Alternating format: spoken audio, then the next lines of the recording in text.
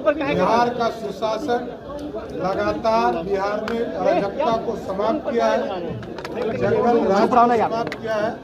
उस व्यवस्था को पूर्ण रूप से स्थापित किया जाएगा।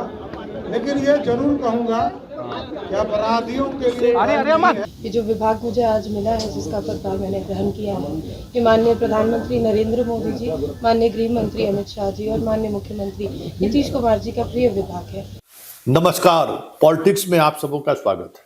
और आज हम पॉलिटिक्स में बात उस मंत्रिमंडल की कर रहे हैं जिस मंत्रिमंडल को बिहार की जनता ने सिर्फ भरोसा ही नहीं जताया है, वो मैंडेट दिया है कि मंत्रिमंडल में शामिल लोग भी शायद सपने में भी सोचे हो या ना हो, लेकिन जनता ने उस तरीके का मैंडेट दिया है। आज अधिकांश मंत्री पदभार ग्रहण भी कर लिए हैं, शनिवार रहते हुए भी, और सोमवार से जो रूटीन काम है मंत्रियों का, उस पर हमें लगता है कि वो आगे भी बढ़ चलेंगे। हालांकि जदयू वही पुराने चेहरे, वही पुराना मंत्रालय जो पहले था वो आज भी उनके पास है। बीजेपी में कुछ बदलाव दिख रहा है और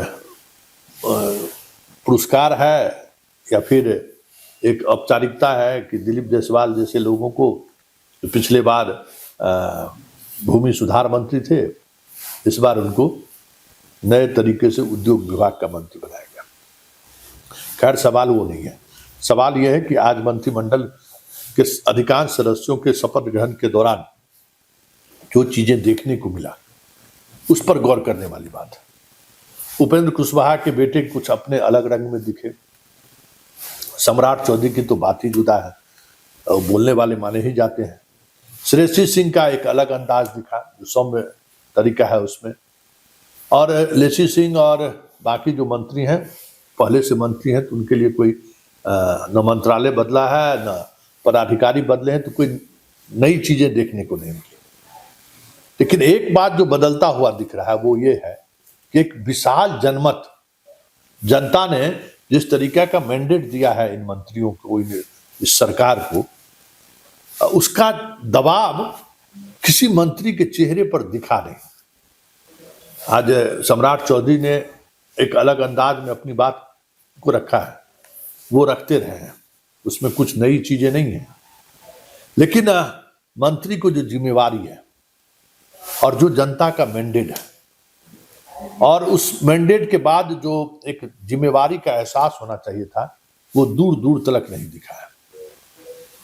विभाग के कामकाज के तरीकों में क्या बदलाव होना चाहिए, विभाग के कामकाज को कितनी पारदर्शिता बनाई जानी चाहिए, इसकी साफ मतलब कह सकते हैं कि कहीं एक दूर, बहुत दूर तक साफ साफ कुछ नहीं दिख रहा है।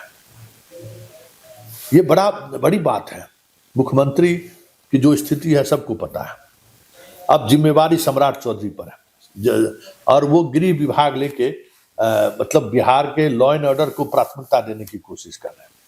लेकिन इतनी एक बात तो तय है कि अब तुलना जो है सम्राट चौधरी और तेजस्वी में होगी। और तेजस्वी जिस तरीके से ट्वीट करके सम्राट चौधरी का महिमा मंडित किया है, खुद जेल में रह चुके हैं, खुद आपराधिक मामलों में जेल में रहे हैं, फिर किस तरीके से फर्जी सर्टिफिकेट के आधार पर वो बाहर निकले हैं, 7वीं पास हैं, बहुत तरीके की चीजें उन्होंने कल इनके गृह मंत्री बनने पर ट्वीट किया था। और ये बात प्रशांत किशोर ने भी लोगों तक पहुंचाया है कि सम्राट चौधरी की छवि क्या है, दिलीप जायसवाल की छवि क्या है, मंगल पांडे की छवि क्या है, अशोक चौधरी की छवि क्या है। इसके बावजूद भी ये सारे के सारे चेहरे मंत्रिमंडल में। इसलिए हम बात कह रहे थे कि देखिए, एक पब्लिक परसेप्शन भी होता है। राजनीति में पब्लिक परसेप्शन का बहुत महत्व होता है। उस पब्लिक परसेप्शन में इन लोगों को लेकर जो बातें पब्लिक डोमेन में आई थी, उस पर अमूमन पहले के लोकतंत्र में या पहले के मंत्रिमंडल विस्तार में या पहले जब मंत्रियों को जिम्मेवारी दी जाती थी या विधायक को मंत्री बनाया जाता था, तो उनके बारे में कम से कम इस तरीके की जब चर्चाएं हो जाती थी तो उनको मंत्रिमंडल में जगह नहीं मिलता था।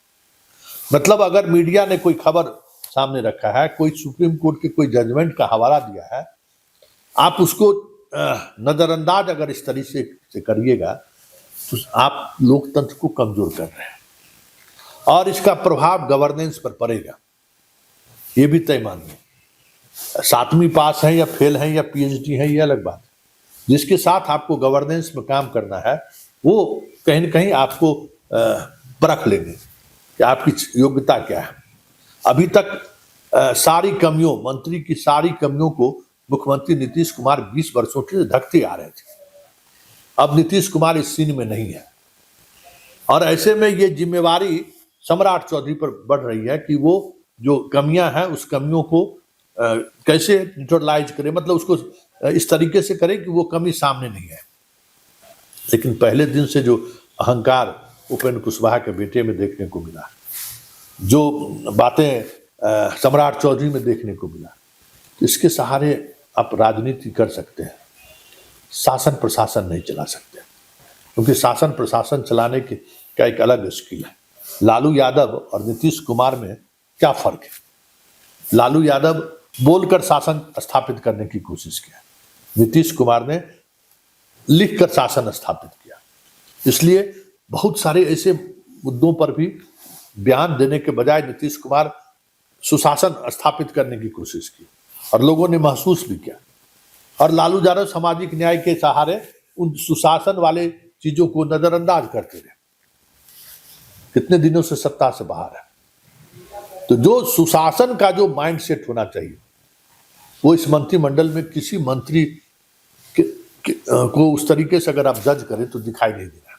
श्रेयसी सिंह अगर बाहर पढ़ी लिखी है, एक्सपोजर है, तो खेल मंत्री उन्हें बना दिया गया है, जबकि खेल मंत्रालय का कोई इंडिपेंडेंट आइडेंटिटी नहीं है, सबसे कम बजट वाला विभाग है।